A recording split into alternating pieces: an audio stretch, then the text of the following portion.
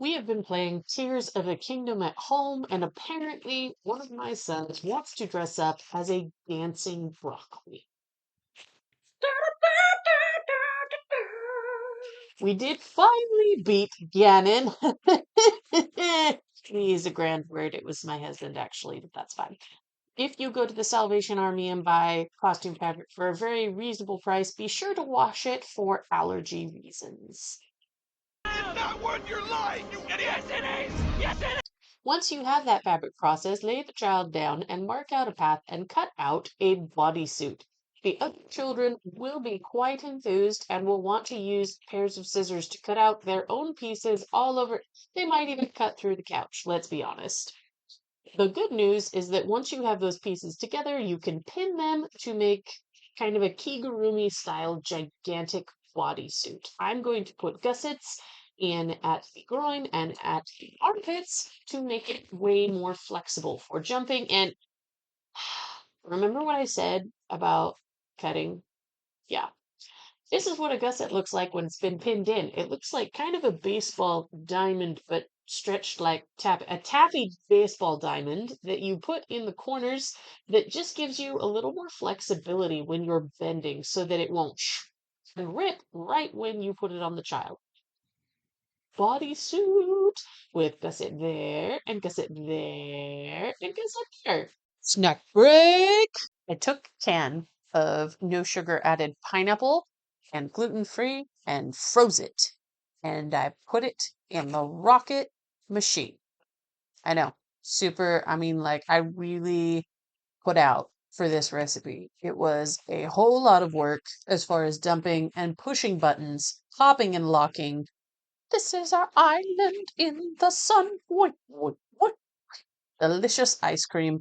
One-handed for your benefit, dude. I hope you appreciate that because this was actually really difficult. Kind of like Edward Scissorhands, but with a happier ending. I persevered and got the ice cream. Look how luscious it is. And I just scoop it with my finger. I'm a savage. What in the heck? It did taste very tangy and bright, and the flavor was fabulous. So, I mean, as far as difficult recipe goes, I think I can recommend this one. Maybe add a little bit of sweetener if you are not used to going completely sugar free. Speaking of another texture experience, I have this fabric. It's horrible. Like I have a reaction. Every time I touch it, it's so bad. It's gross. It's horrible. But I'm using it to make Hestu's swoopy pattern tree bark thingies.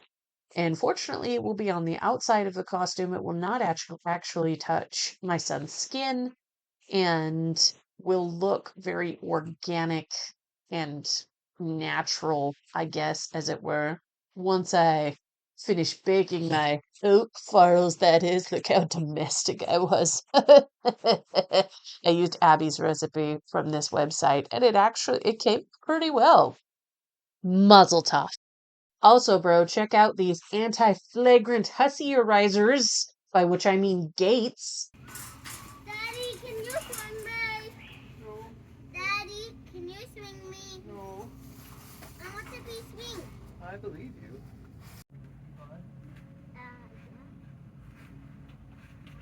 Pieces for these garden gates came from my gazebo that blew down in the wind. It's all right. Rest in peace, hopes and dreams. This will be just as effective, and I am here for it. Coob. I don't know if you've heard of this ancient Viking tradition, but it involves stalking the opponent's horrible. That's actually a whistling arrow, which we kind of use. That's not in the original game. These are the pieces from the original game. You have a stick and other things that you throw the stick at. They're little blocks. And you can, I mean, if you do need to take a break to entertain your children, just make sure that you win because. I mean, your honor is on the line and not just in the game. Once you set up your pieces, though, you'll have them in a line like this in between the two end poles, and then you take turns. Oh, I'm watching. I'm a-watching, sir. Whoa! You gonna play with me, John? Where's the arrow? I wield the power. Just get sleep.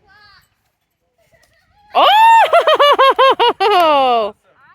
So what if though we played Cube for vacation, which would be super fun, but we played it with water balloons and we okay, so maybe we could just throw water balloons at each other.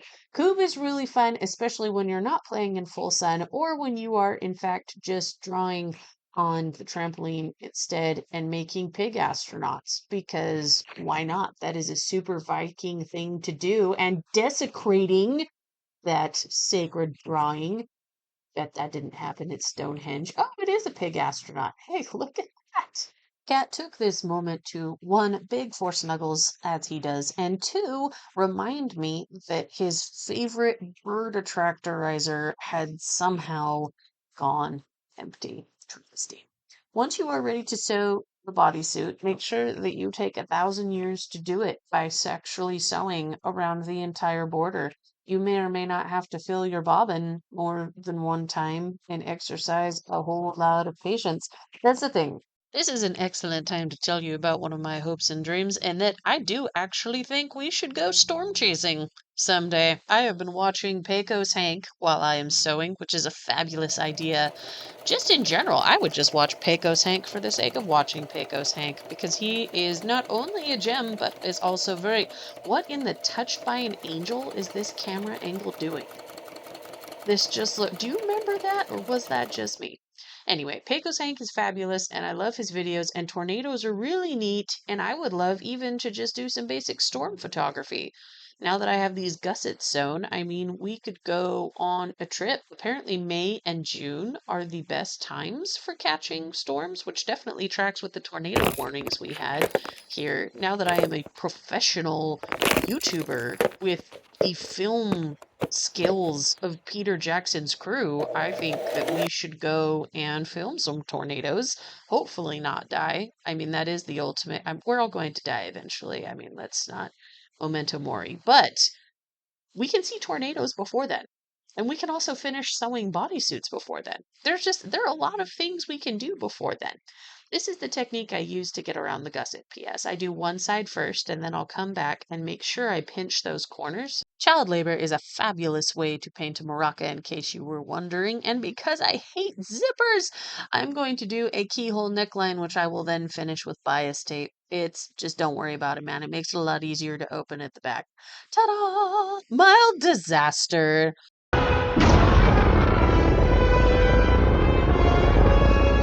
Can you feel how lizard-like they are? It exploded on me! Oh, honey. So... Life is pain, Highness. Anyone who says differently is selling something. On the positive side, now my fingers blended with our wall in a most chameleon-like way, and they sounded kind of like a snake shedding. Ew. So gross. Then I used eggs to form the noisy part of the maraca. If you can tell, I'm putting popcorn kernels in the middle because that is the type of dry good that I had most easily at hand. I bet you could also use beans or dinosaur bones. Then you glue them together in a formation like this so that they support each other. Then you glue them onto the stick with the help of a lovely assistant who was willing to sit there while you... What a tasty treat. Oh, bananas. Oh, test it. Ah, it works.